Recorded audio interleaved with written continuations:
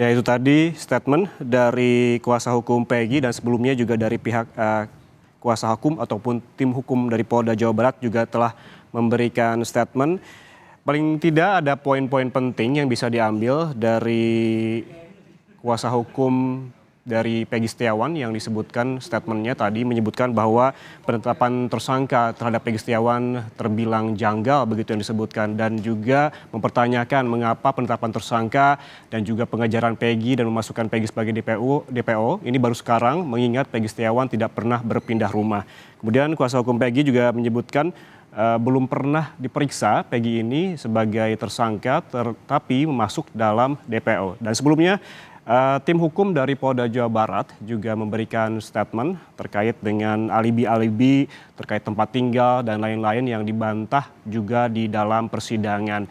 Intinya saudara, dalam jawaban di persidangan pra-peradilan hari ini merupakan jawaban dari gugatan dalil-dalil yang dilakukan kemarin.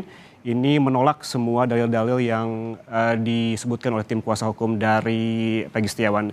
Dan saudara, kita dengarkan statement dari kuasa hukum Peggy Setiawan saat ini di PN Bandung, Jawa Barat.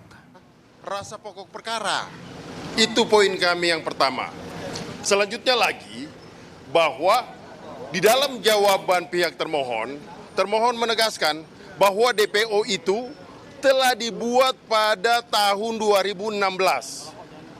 Ironisnya 2016 mereka sudah membuat, kemudian di 2016 juga mereka sudah datang ke rumah pemohon, dalam hal ini Peggy Setiawan, mengambil foto.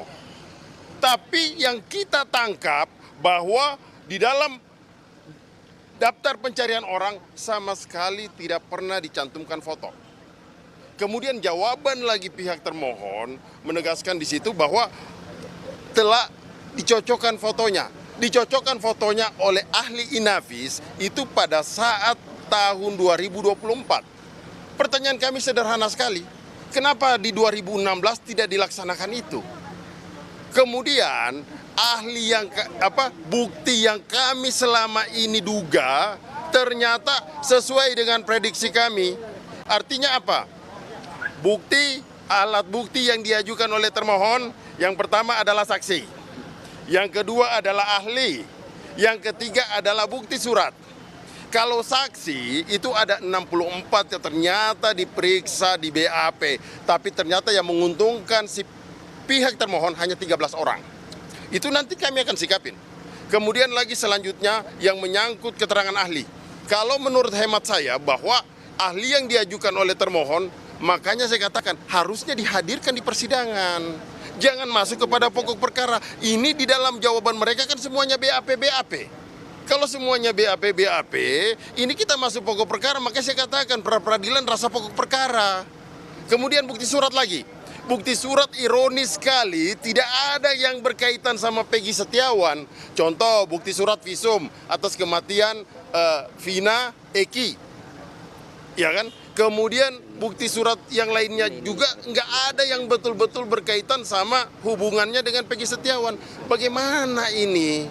Makanya kami sangat optimis, walaupun pernyataan dari jawaban pihak termohon, kami sangat optimis bahwa perkara kami masih hakul yakin ini akan dikabulkan oleh Pengadilan Negeri Bandung. Kira-kira seperti itu. Sama sekali tidak menjawab pertanyaan gugatan kemarin. Kalau kami anggap bahwa itu menjawab, pihak pemohon ini menjawab dari gugatan kami, namun sayangnya bahwa contoh alat bukti itu adalah visum, Vina dan Egi, ya kan. Kemudian lagi beberapa lagi itu surat seperti surat rapor, ijazah. Ini hubungan hukumnya kaitannya di mana? Yang kita butuhkan adalah bahwa Peggy Setiawan adalah peron, itu yang harusnya mereka konstruksikan. Ini kan tidak ada. Hanya keterangan saksi ini, saksi itu. Tapi saksi yang perlu harus diingat bahwa di dalam penyidikan pihak termohon, Polda Jawa Barat tidak ada kok dilakukan BAP konfrontir. Seharusnya BAP itu harus ada. Jadi ketika Peggy Setiawan menolak keterangan saksi itu dihadirkan, ayo dipertemukan, kemudian ayo diperiksa. Tapi faktanya ini tidak ada. Bagaimana kita mau mengukur kebenaran saksi itu? Ya kan? Selanjutnya lagi, di dalam pelaku-pelakunya ini semua, itu banyak berlatar belakang Sudirman. Cuma tamatan SD. Peggy Setiawan, cuma tamatan SMP, kemudian dibawa, ditarik pemeriksaan psikologis lah. Diuji lah bagaimana. Mereka ini ditanya oleh pihak kepolisian saja, mereka sudah gemetaran. Jadi jangan samakan seperti kami, gitu loh. Itu tadi statement dari kuasa hukum Peggy Setiawan yang menyebutkan kejanggalan dari keterangan ataupun jawaban yang diberikan oleh kuasa hukum Polda Jabar tadi dalam persidangan, termasuk terkait dengan di tahun 2016 di mana posisi Peggy Setiawan ada berada di Bandung dan juga alat bukti yang ada di persidangan termasuk ada saksi, ahli dan juga surat-surat yang dipertanyakan oleh kuasa hukum dari Peggy Setiawan. Dan yang paling ditekankan oleh kuasa hukum Peggy menyebutkan optimismenya akan gugatannya dikabulkan oleh majelis hakim apabila melihat alat bukti yang meragukan saksi, ahli dan juga surat yang dibacakan tadi di dalam persidangan. Saudara, sidang pra-peradilan Peggy Setiawan pada siang ini akan dilanjutkan pada replik pada pukul 14 waktu Indonesia Barat dan juga duplik pada pukul 16 waktu Indonesia Barat. Dan saudara jangan kemana-mana, Breaking News Kompas TV akan kembali usai jeda.